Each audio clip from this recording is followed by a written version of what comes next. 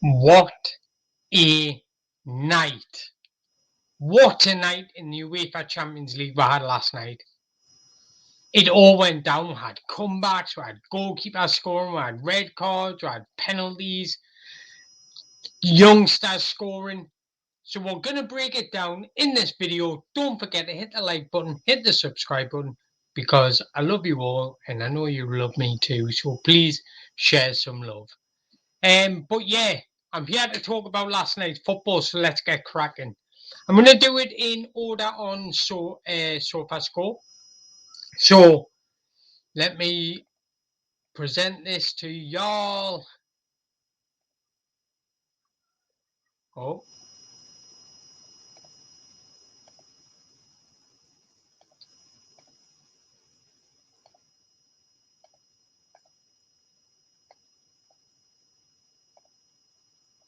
there we go. Right, so starting out with Feyenoord 2, Celtic 0. Now, for me, I kind of expected this result. And as you can see, it had a full of drama.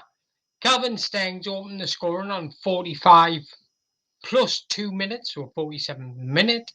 And then we had two sending off for Celtic in the space of 5 minutes. Gustav Lagerblick, however you pronounce that, and Odin Holm, both being sent off in the 63rd minute and the 68th minute. And then just to put the game beyond doubt, Jahan Bach scored. That's how I like to pronounce it with me, brother. Jahan Bach. So, as you can see that, right, sorry, I just got a bit distracted there. Right, sorry. So, going back to the game, as you can see, the lineups took place. We had a 4-3-3 against 4-2-3-1, which is quite typical of Feyenoord this season. Feyenoord are unbeaten this season, remember. They've scored something like 18 goals, not including last night, and conceded like 2. So they're absolutely on fire. And this was without a lot of their starting players as well. So as you can see, Calvin Stengs doesn't really start much. And neither does Minter either. That's Minter's first off for Feyenoord, actually. So it's a great it's brilliant for him and Newcastle because he's on loan from Newcastle. So getting that European experience is absolutely vital. But as you can see, Feyenoord absolutely dominated the game, and it was to be expected since Celtic had 2 minutes sent off, to be honest. 61 possession to 39, 16 shots, 8, 5 shots to 3. Now, the players I like at Feyenoord are Matt Weifer and Jurinda, because I just think they're two exceptional talents. Quenchley Hartman as well. Their left back is so underrated. He's been on an absolute form the past, I would say the past year actually. He's been absolutely on fire. He's up and down that left hand flank. He plays with aggression. He's dynamic. He's good on the ball. Plays little quick 1-2s. Moves it in the space well. He's got everything you want from a left back, and he's only 21 years old. So keep an eye out for him. But yeah, it was just a standard, straightforward win for Feyenoord, I thought.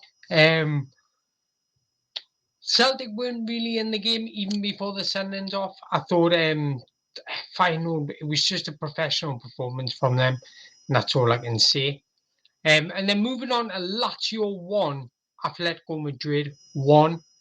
What did we have here? What did we have here? Something that you just do not expect. In the 94th minute, Lazio's goalkeeper scored. Ivan Proveldel came on from a corner. The thing is, the best thing about it, right? It wasn't like a typical goalkeeper goal where it's just like a little tap in or they get a rebound and they just it was an absolute bullet header. Didier Drogba-esque. He attacked the space well. He was aggressive. He judged the flight of the ball well and just used the power on his neck to get it in front of the goalkeeper and send the ball into the back of net. Every Lazio fan, I'm not even a Lazio fan, that stood up with amazement. Every Lazio fan would have been out the seats, pure elation and joy for everybody. And you could see how much it meant to the goalkeeper. It was absolutely insane. And the best thing about it, it's not the first time he's done it. He done it back in Serie B when he was playing for, I can't remember who he was playing for, but he'd done it in Serie B. Oh, sorry, I've just finished work and I'm a bit tired. But yeah, absolutely amazing. Amazing end to the game. Now, if you look at the lineups, standard from Atletico Madrid, but there was one player that stood out to me until he came off at half time, was Pablo Barrios. Spoke about this kid before. He's a 20-year-old midfielder. He's absolutely terrific on the ball. His vision's great. He's good in tight spaces, and he gets a goal on too. He scored on his Champions League starting debut last night. So big up to him. He had to come off with injury at half time. So good luck to him for the rest of the future because Atletico Madrid are putting their trust in him, and that's why they didn't sign a midfielder. So good luck to him. But in terms of stats go, the game was fairly even, to be honest. I know Lazio had a lot of shots, but in terms of possession-wise, shots, Lazio averaged that, but somebody's going to win it all, haven't they? I know. See, it was fairly even throughout the game. So moving on to my team, my team Newcastle, who played Milan away. To be honest, if I'm perfectly honest, I think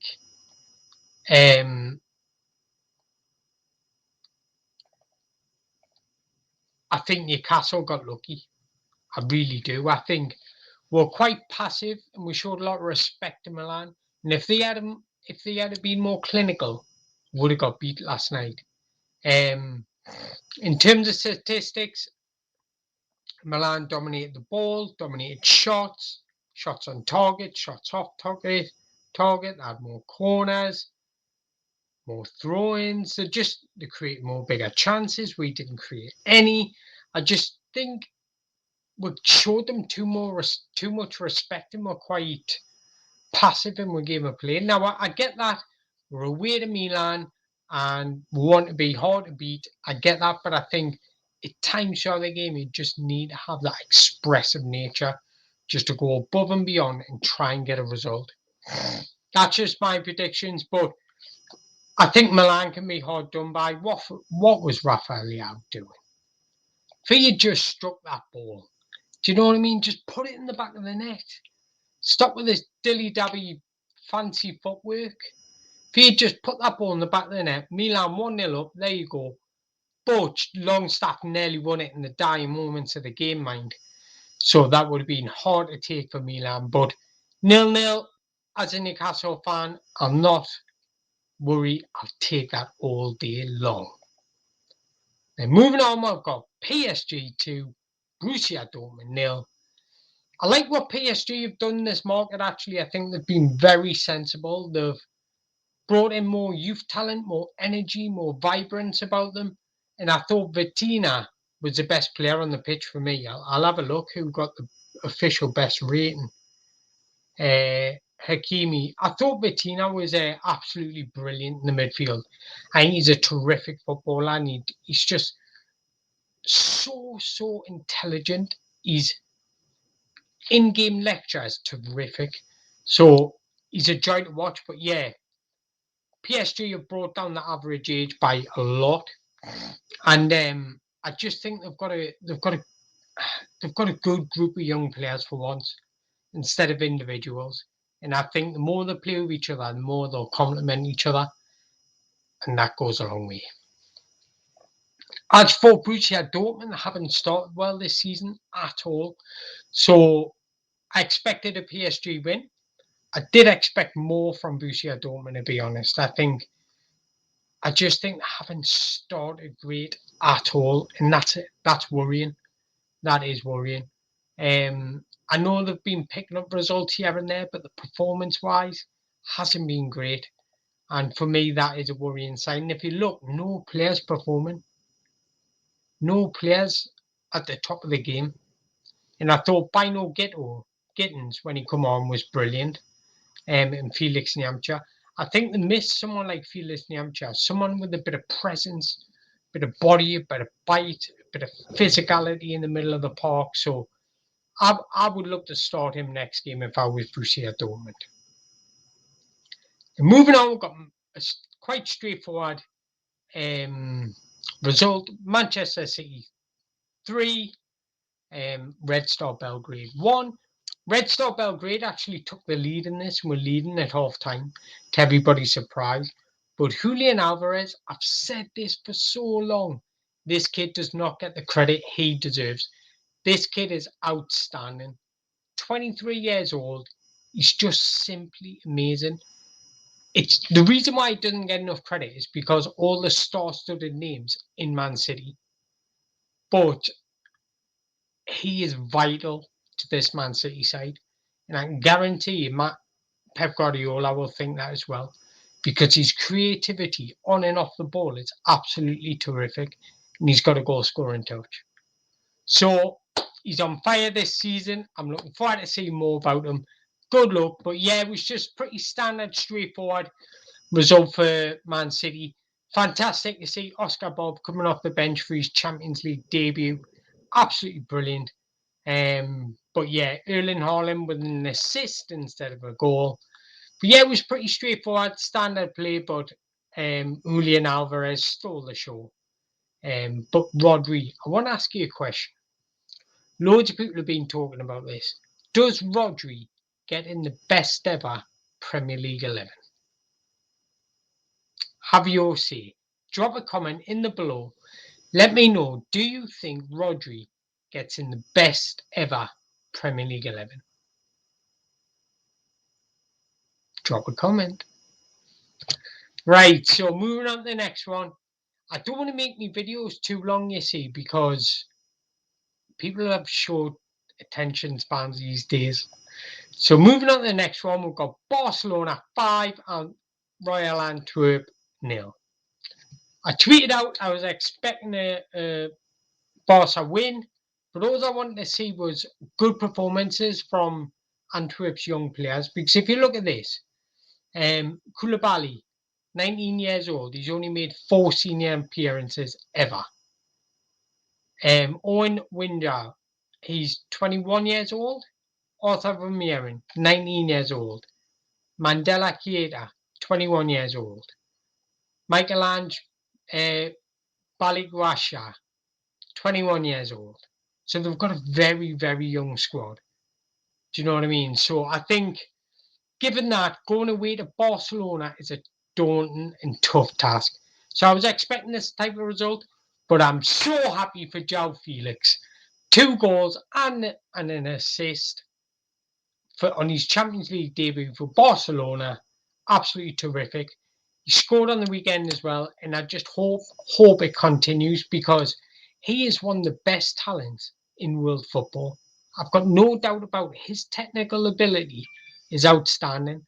Long may it continue because there's nothing better than seeing a player playing with a smile on his face, and I hope it continues. But as you expected, Barcelona dominated the game. As you expect, 70% possession, 22 shots, 10 on target to Antwerp's 3-1. Do you know what I mean? It was to be expected, but as an Antwerp point of view for their players, this is what you live and dream for. Antwerp aren't going to win the competition. So you want to play the best around. The best around are Barcelona. So good luck to them in the group. It'll be brilliant if they can at least get in the Europa League. So good luck to them. And then we had Shakhtar 1, Porto 3.